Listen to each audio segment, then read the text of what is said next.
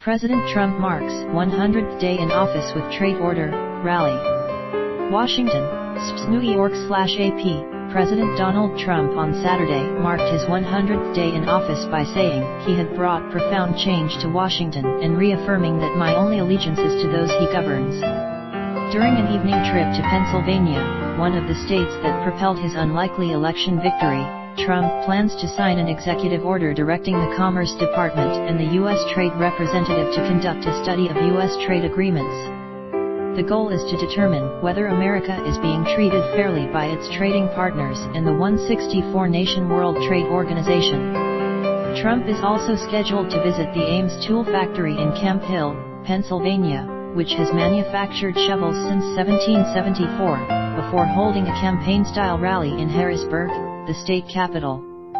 Supporters of the president started lining up outside the Pennsylvania Farm Show Complex and Expo Center before dawn. What he's done in the past 100 days has really been a blessing to this country, and I look forward to the rest of his administration, one supporter said. The latest CBS News poll shows Trump has just a 41% job approval rating, but there is still strong support among his base, CBS 2's Jessica Moore reported. He's doing the best he can with what he's got. He's got so many on the left and the right that are fighting him, another supporter, Marion Rowland, said. He's doing the best he can. Trump has work to do to keep his campaign promises on issues like immigration and health care. Only 19% of Americans now favor deporting illegal immigrants, and 25% now want Obamacare repealed and replaced.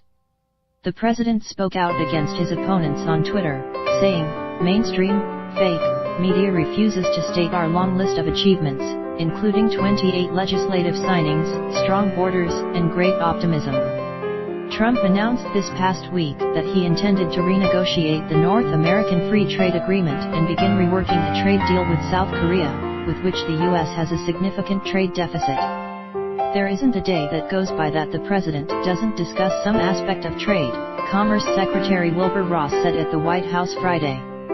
Early on in his tenure, Trump used an executive order to withdraw the United States from the Trans-Pacific Partnership trade deal negotiated by the Obama administration.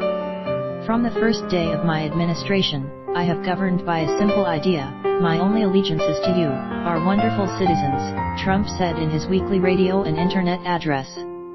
"Together, we are seeing that great achievements are possible when we put American people first. That is why I withdrew the United States from the Trans-Pacific Partnership. That day was a turning point for our nation. It put the countries of this world on notice that the sellout of the American worker was over." He said in his remarks, "In just 14 weeks, my administration has brought profound change to Washington." Executive orders in line to be signed Saturday would be the 31st and 32nd since taking office, the most of any president in his first 100 days since World War II. During the campaign, Trump railed against President Barack Obama's use of the power, which has the benefit of not needing congressional approval. The more significant of the two orders would give the Commerce Department and the U.S. Trade Representative 180 days to identify violations and abuses under U.S. trade agreements and recommend solutions. Ross said the WTO, the arbiter of world trade rules, was bureaucratic and outdated and needed an overhaul. Ross played down the possibility that the United States would consider leaving the organization but didn't rule it out. The administration argues that unfair competition with China and other trade partners has wiped out millions of U.S. factory jobs. Ross said dissatisfaction with trade policy is one reason voters turn to Trump.